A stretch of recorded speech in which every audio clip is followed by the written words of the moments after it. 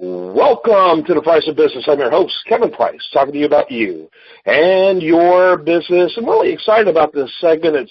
It's talking about one of the hottest topics out there, which is the whole cryptocurrency and Bitcoin phenomenon. And in fact, I saw a fascinating article over at our website, priceofbusiness.com. You might want to check that out in the context of our conversation today. But also in this conversation, we're going to be offering a free book, a free copy of a book about Bitcoin, and plus some other neat opportunities. And so it's a cool conversation with Sean Worthington. Sean, tell us a little bit about yourself and what exactly you do. Well, I'm a tenured faculty member in the computer science department in Butte College, and I am a candidate for a PhD in computer information systems.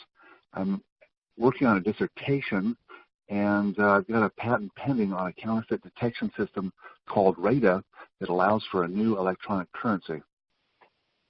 Interesting. So I don't imagine that currency is what you had in mind when you decided to pursue this academic path, was it?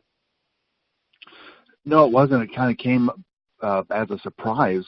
I discovered that monetary systems are information systems and money is in fact data. And then I tried to take all of the rules that we apply to data and information systems and apply it to monetary systems and data and money. And I came up with a new currency that I think is the best possible. Interesting.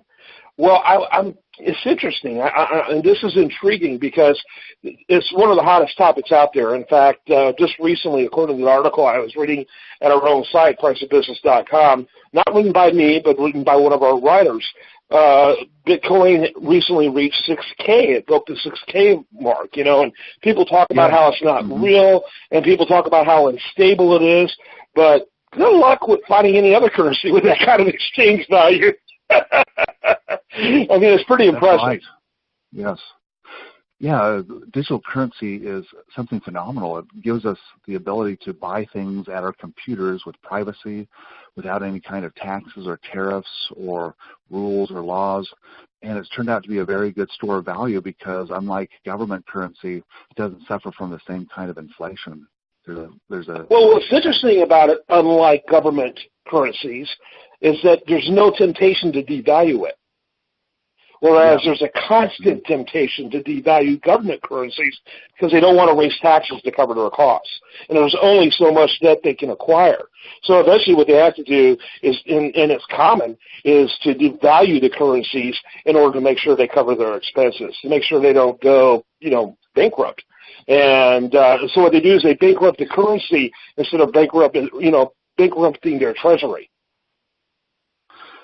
Yes, and Kevin, there's some problems that I don't think that most economists understand with that, because we are actually using money to make decisions and to coordinate our society. And when they do that, when they create extra money and they add it into the economy either through government programs or sometimes bankers get it and make loans, this actually has a very detrimental effect on us, and it can cause our material wealth to go down. Yeah, absolutely. Now, what's interesting is that I've also read that a lot of the, old school investment houses, and traditional investment companies, they're not touching Bitcoin and they're not touching cryptocurrency. I think there's always a concern. There's already been some kind of, I think, arrests on nefarious grounds for people who started Bitcoin, and some intrusiveness on some of those. There's no explanation for it. There's no basis for it. But there's this overriding concern because essentially these currencies are competing against government currencies. And so it's kind of a threat. Talk about that. Well, if you want to control your citizens, like the people in Venezuela or the people in China, you want to control your monetary system so that you can print up all the money that you want to and basically be able to write your own way. And so if there's something that's got a competing currency that takes away your ability to, at least competes with your ability to make currency, then that's going to make you less effective as a government. Mm-hmm. But is that is that going to always be a problem for people to get larger investors, or does it even need larger investors? Because Bitcoin again broke $6,000 with nothing but essentially micro investors, really a lot of independent individuals who don't trust the big investment houses anyway. So does it even matter? Well, don't make a mistake and think that Bitcoin is an investment. It is money, and it's used to buy a lot of things. And so while there's a lot of newcomers to Bitcoin that are using it as an investment, that's not its primary purpose. And it has a lot of value beyond investments. So yeah, dollars aren't an investment first either, but dollars are an investment. So people in the whole financial exchange, that's a whole area. Currencies, as you know, is a whole space in investment. So I'm just curious to see what kind of cloud that has on it. So tell us about your currency that you created. When did it come out? What's the story on it? So if you look at Bitcoin, Bitcoin is like a public ledger, and that's a lot like the island of Yap money, where they have there's an island in the Pacific. They've got this village square. Each family has a little plot of land, and they have these big stone coins that they roll around from one plot to the next, tracking who has the money. Usually we have money in our pockets, so we've got dollar bills and we've got coins, and it's decentralized. So I've created a decentralized digital currency that does not require public ledgers, and because of that, it doesn't have any accounts, and it has properties such as 100% privacy. It transacts in seconds because all we're trying to do is detect counterfeits. We're not trying to track all of the exchanges that happen. And it's just a much more efficient, better currency than Bitcoin. Okay. And when did it get launched? When did you launch this? So we started as an experiment back in October, and we actually started trading in it in March. So we're just coming to America now and telling people about it. Yeah, so about a year you guys have been doing this. That's right. What is its current value? Well, its current value is about 3 cents per CloudCoin. For CloudCoin, which is in the same ballpark as Bitcoin. When it got started, people go, "That's nothing." Yeah, well, neither was Bitcoin when it got started, and of course, again, it's actually probably the most robust currency in the world right now. For all those who'd like to mock it, it has no legs to stand on. Apparently, neither do government currencies. So, what are you doing to get the word out on it? And what do you see? What do you see happening with this as it unfolds? Well, I think CloudCoin is revolutionary, and it's going to propel itself at some point. We were a big hit in Russia.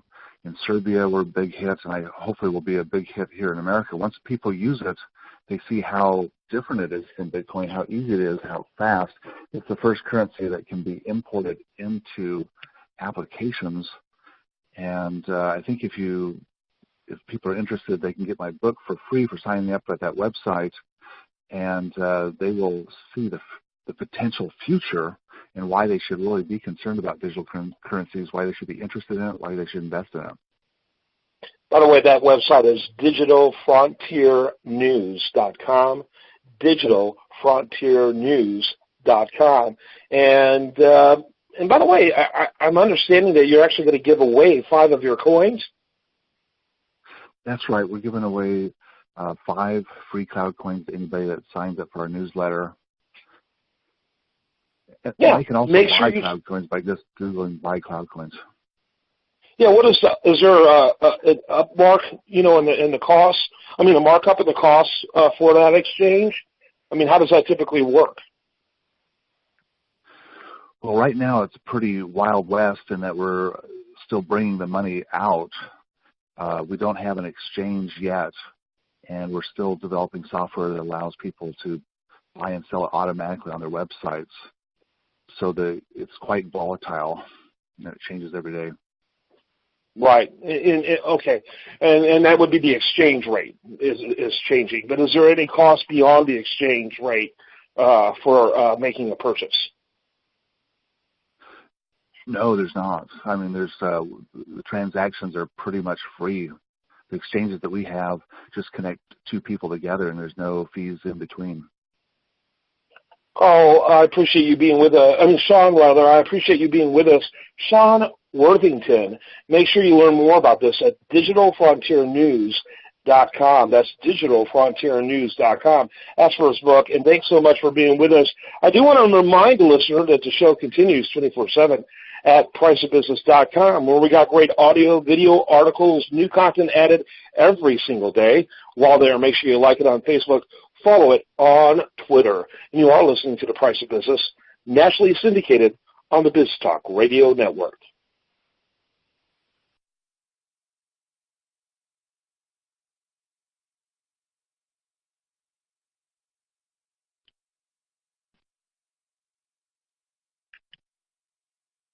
All right.